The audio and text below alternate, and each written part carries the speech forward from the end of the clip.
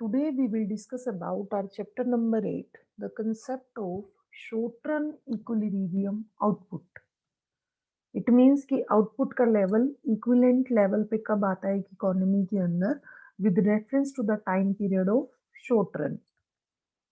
So in this chapter we will study about the concept of the short run कि short run होता क्या है, concept of the equilibrium output कि equilibrium output किस level पे आता है, how we can determine the equilibrium output. It means there are the mainly two approaches, ADAS, aggregate demand and aggregate supply approach, and SI means saving and investment approach. After that we will discuss about the concept कि अगर equilibrium में कुछ भी shifting आती है, कुछ भी changes आते हैं, तो वो कैसे आएंगे कि एडिशनल इन्वेस्टमेंट होने की वजह से, कि अगर इकोनॉमी में कुछ एक्स्ट्रा पैसा इन्वेस्ट कर दिया जाता है, that will lead to the shift in equilibrium. And the last one topic we will discuss in this chapter, which is the investment multiplier and its mechanism, कि इन्वेस्टमेंट मल्टीप्लायर क्या होता है और उसका प्रोसेस किस तरीके से वर्क करता है. So today we will discuss about the first one concept here, the concept of short run. जैसे हमने माइक्रो इकोनॉमिक्स में स्टडी किया था with related to the production function. Short run refers to that period of time in which one of the factor of production is fixed and one of the factor of production is variable. इसी तरीके से हम लोग macro point of view से study करेंगे कि short run time period क्या होता है. देखो, from the economic point of view we can say very well कि अगर इकोनॉमी में ओवरऑल आउटपुट इंक्रीज होना है, then how it can be increased? It can be using two factors, which is the technology and second one is the employment. It means the labor and the capital. The similar thing as like the microeconomics we can say कि short run में एक labour और एक capital को consider किया गया था. तो यहाँ पर लेबर के प्लेस पे हमने एम्प्लॉयमेंट ले लिया और कैपिटल के प्लेस में हमने टेक्नोलॉजी ले लिया. So as like similarly in the from the macro point of view, micro point of view, in the short run one of the factor was fixed and one was variable. As like similarly from the macro point of view, according to Keynes, we can say short run is a that period of time is जहाँ पर जो हमारी technique है, technology है, वो constant है and the employment is the variable factor. Okay, तो अगर इकोनॉमी में आउटपुट को इंक्रीज करना है और डिटरमाइन करना है, it can be done only with the help of the employment level. It means this is a that period of time during which the technology plays no role in the determination of output. कि technology जो है वो constant है, it is assumed to remain constant. Output कैसे हो रहा है, determines with only with the help of the variable factor which is the employment. तो अगर इकोनॉमी में हायर लेवल है एम्प्लॉयमेंट का, it will lead to the higher level of output. अगर लोअर लेवल है एम्प्लॉयमेंट का, it will lead to the lower output. कि technology जो है वो कांस्टेंट है, तो सिर्फ और सिर्फ रिलेशनशिप किसके किसके बीच में है, only between the output and the employment. अगर एम्प्लॉयमेंट डबल हो जाती है, आउटपुट भी डबल हो जाएगा.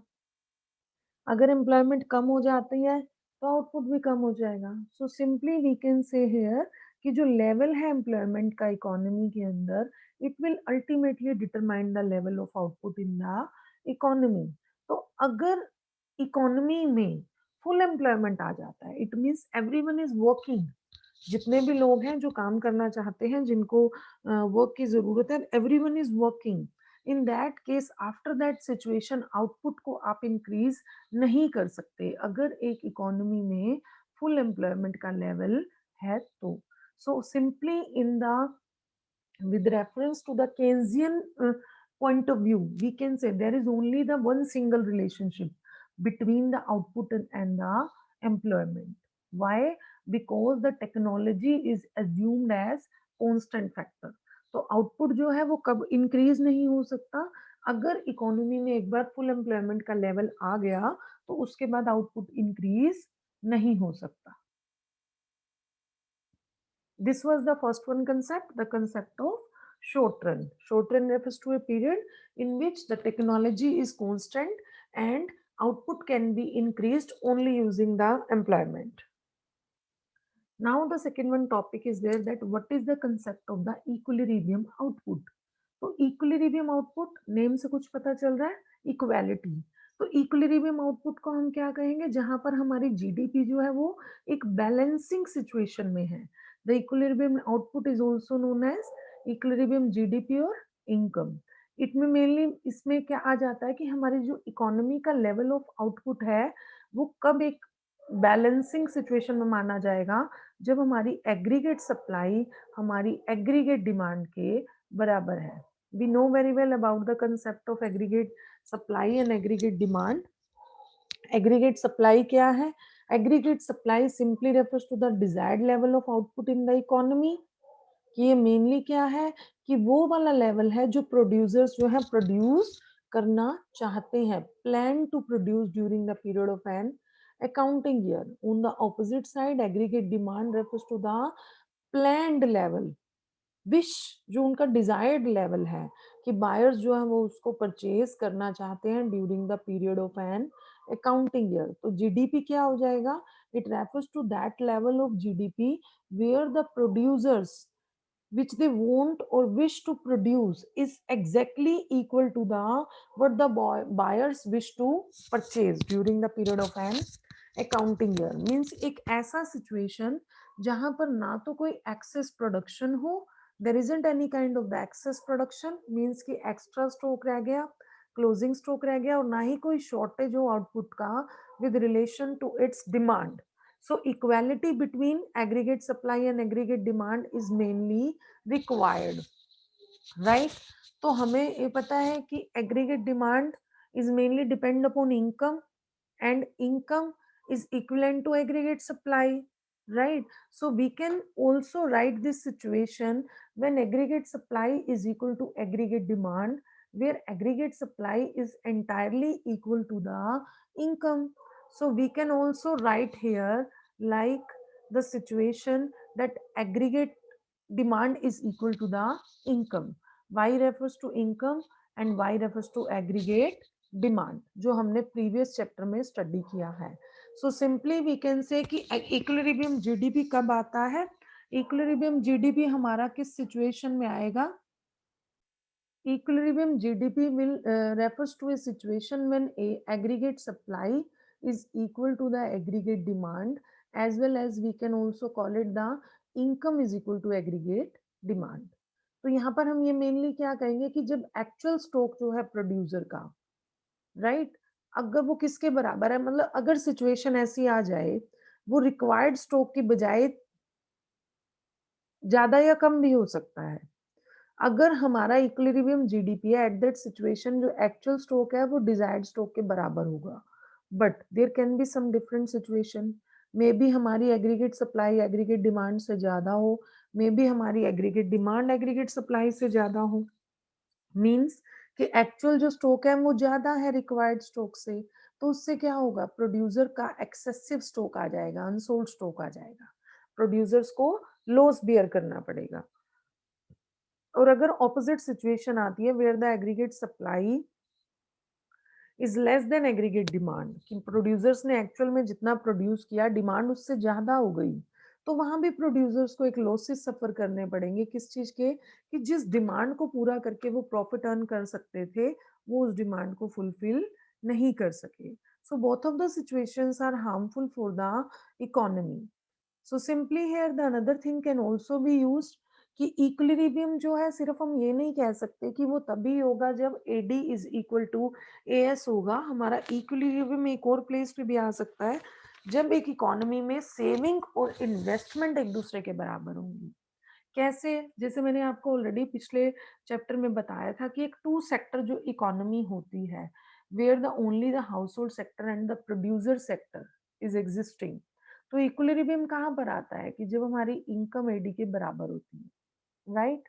Income, income refers to aggregate supply, और एडी हमारी किसके बराबर है, कंजम्पशन प्लस सेविंग, जो कि हमने पहले क्या किया, एडी हमारी किसके, sorry, income is equal to consumption plus saving. We know very well कि इनकम का जो भी टोटल पार्ट होता है या तो वो कंज्यूम कर लिया जाता है या सेव कर लिया जाता है, As well as in our previous one chapter we have studied that there are the two components of the aggregate demand in two sector economy, which is the consumption expenditure and investment expenditure.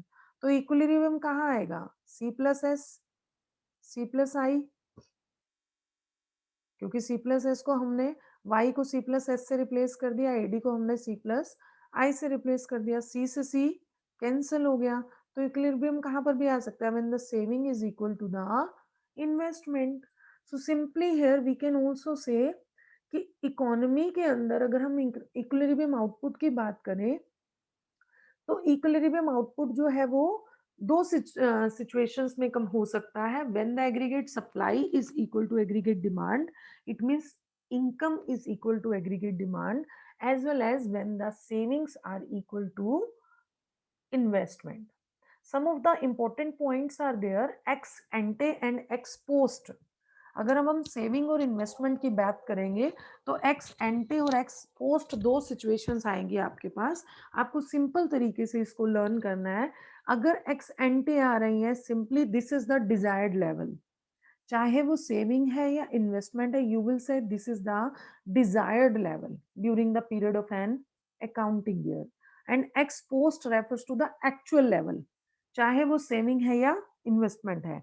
As like ex ante refers to saving refers to the desired saving or planned saving during the period of an accounting year. On the opposite side, ex ante investment refers to desired investment or planned investment during the period of 1 year. तो ex post कौन सी आ जाएगी? Actual saving in the economy during the period of 1 year. And ex post investment is the actual investment in the economy during the period of 1 year. So you just have to remember very carefully, ex ante refers to the desired level and ex post refers to the actual level of the things in the economy. So this was the concept of the short run and the concept of equilibrium output.